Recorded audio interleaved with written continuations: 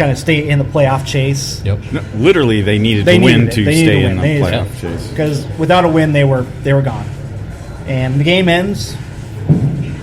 Boys, we're in the freaking playoffs. We are. The 3-year plan is complete. 3-year plan. I mean, which was brought up after the game. The promise that was made was that Heath would take this team to the playoffs in the third year, and he's done exactly that. And you know what? So I kind of smirked, between messages. I'm like, well, at least the fire Heath rhetoric is over. Yeah, it should be. It won't be. We all know it won't be. Well, it should be. But technically, he made a promise, or at least laid out a plan, and he succeeded in that plan. And it's funny because this talk of the 3-year plan started way back from an article that I think was on 55-1. Talking, this was like November 2016. Yeah. Talking about how Heath met with McGuire and said, "This is my plan."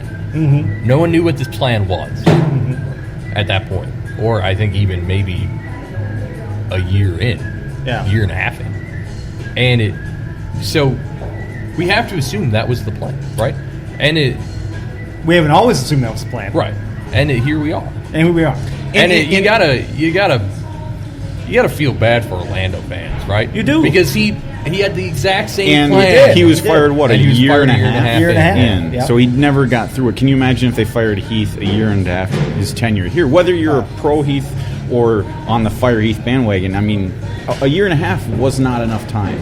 No. It just certainly wouldn't have been. But wow, we have a party going on here? Might be. Looks like we might. Yeah, we won't be the only ones here. Jeez. So we're in the playoffs, boys. We are. We're now in second place. We're in second place. We hold the keys to our own destiny to stay in second place. So it's kind of up to us. Yep, that's that. 2 games coming up that we get 6 points out of those 2 games. We're in second place. Right. I do need to mention that the same night the Loons made the playoffs, the Twins made the playoffs. Yes. And your team, the Milwaukee Brewers, David, made the playoffs. And the cool thing is Loons Nation is very much Wisconsin as well. So there are a lot of Loons fans that are probably elated about that as well. For me, it's going to be a very expensive October, I think, because we're going to the home game. Right.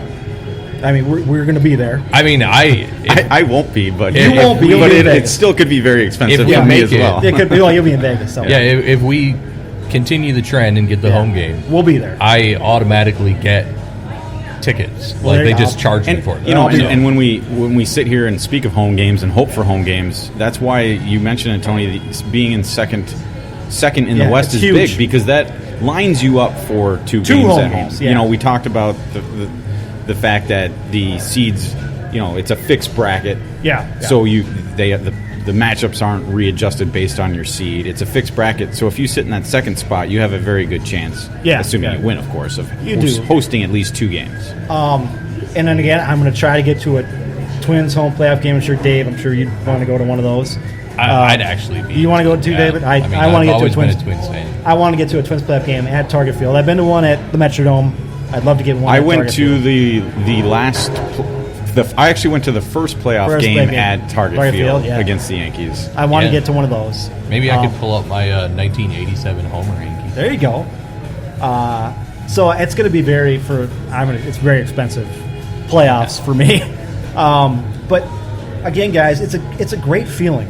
Yeah, it's a great feeling to know that a team that we've watched for 3 years, well, even previous to that. I mean, in the leagues they were in before this, we've watched this team. We've seen them in the playoffs in the other leagues. Right. This is MLS now. I mean, we're in MLS playoffs. Well, I mean, and even MLS. I mean, going back, 2015 or something like that in the USL or whatever you want to call it. NASL playoffs. It's been a while. Yeah, it has been. We'll talk about the playoffs a little bit more when we come back. Yeah, we'll come back from break. We'll talk playoffs a little bit more. But before we go to break, guys, again, it's good to be a Loons fan right now. Yeah. We have spent a lot of time on this podcast in the last almost 2 years talking how shitty they've been. Yeah. And we spent a lot of time ranting about them, and now we get to finally do a little raving about our team. Yeah. So it's been fun. So we'll come back from the break. We're going to talk playoffs. We got some other things to talk about. I got to talk about a burglar down in Florida. Oh, nice. Who broke into a house and did some crazy stuff. Want to miss that. Anything else you guys want to talk about, we'll talk about when we come back from the break. All right, cool.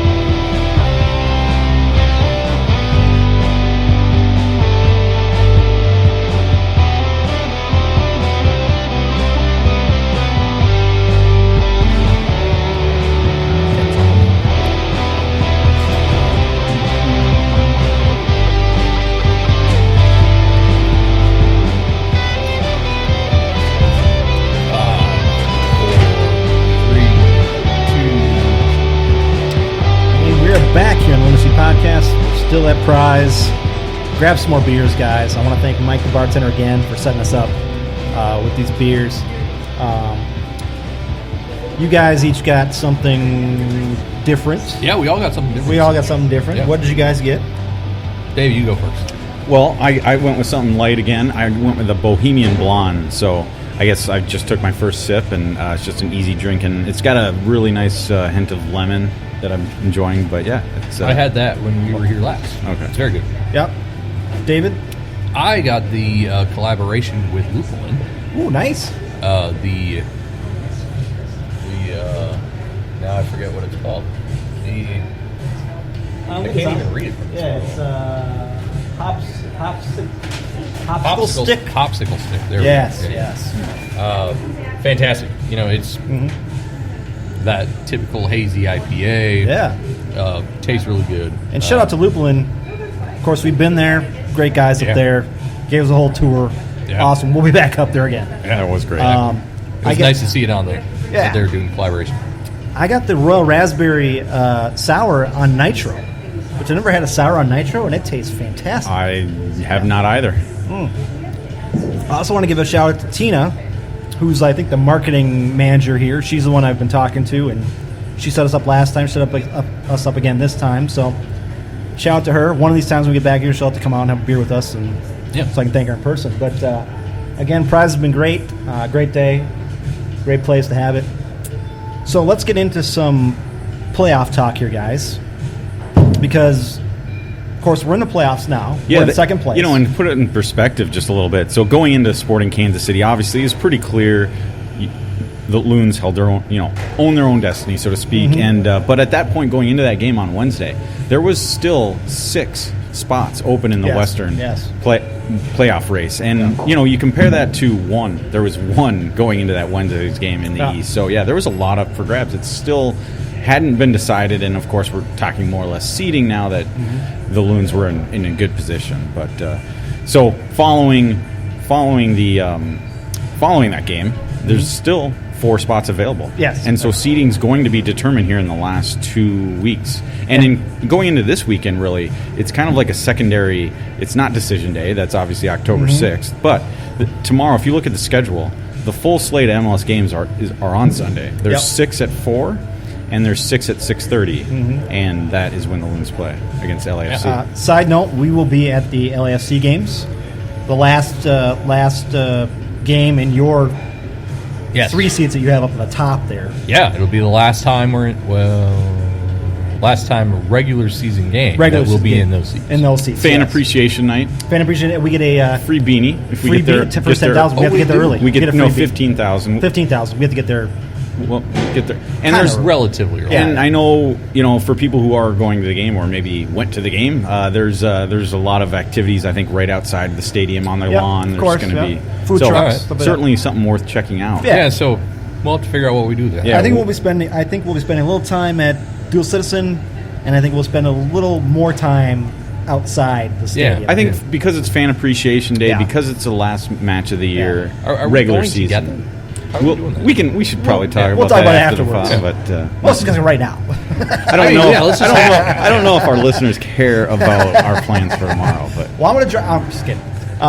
So playoff situation, Dave. I mean, the next 2 games for the Loons are huge in terms of where they're going to be because, like you said, they kind of have their destiny is in their own hands. Yes, and they made the playoffs great, but we know in MLS how important having a home playoff game will be, especially this year. It's added importance talked about this before, but gone are the home and home, matchups in the quarters and semis. Now we're talking single elimination. Yeah. Obviously LAFC has their bye; they have the Supporter Shield, but everybody else 2 through 7, they're playing a single elimination team. That's right. Game, I should say. So that home clinching a home field game, at least one, is very big for the Loons, because obviously they've only lost once at Allianz Field. So we do have some teams that could jump us technically into second place.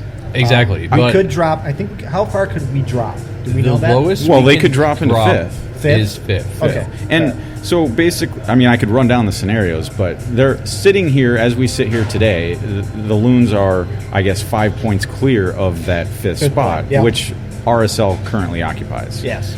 So they have not clinched home field advantage They have not clinched that home game. It looks good. It sounds good. The only problem being that RSL has, you would argue, a more favorable matchup, because they have Houston this week, and then next week they have Vancouver. You would think that, but going in this LAFC game tomorrow, LAFC has now clinched the Supporter Shield.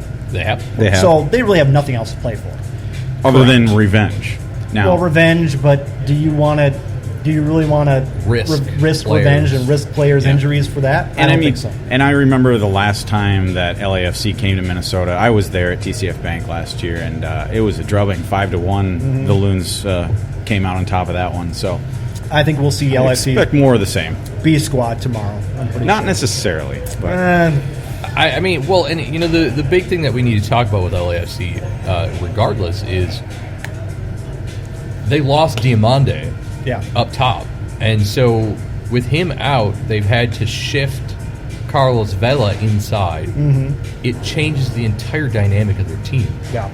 They are not remotely the team they were even a month ago. They've been on a kind of downside. That actually, that rolls right into something I want to bring up. And actually a listener of ours, Nick, kind of brought up to me earlier this week that, and I somehow didn't even realize this, but LAFC just ended a 5-game winless streak this past Wednesday. Yeah. They had previously, I said winless streak. They had, following, before the Loons played them on September 1st, they had El Tráfico was a 3-3 draw. That kicked it off. Then they lost to the Loons in LA, and then they had 3 consecutive draws after that. So they had gone a long stretch between wins, actually. So. Yeah, and what's interesting is, not to talk too much on LAFC, but this is all really kind of their own fault, because who did they trade midseason?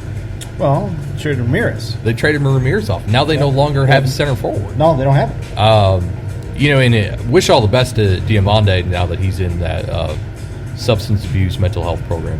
Hopefully he gets all that straightened out. But that could not have come at a worse time for LAFC. So it'll be interesting. I've always said that game tomorrow is going to be a win for us. I feel very confident about that. Yeah. But I think my confidence level is even higher now that things have kind of shaked out over the last month.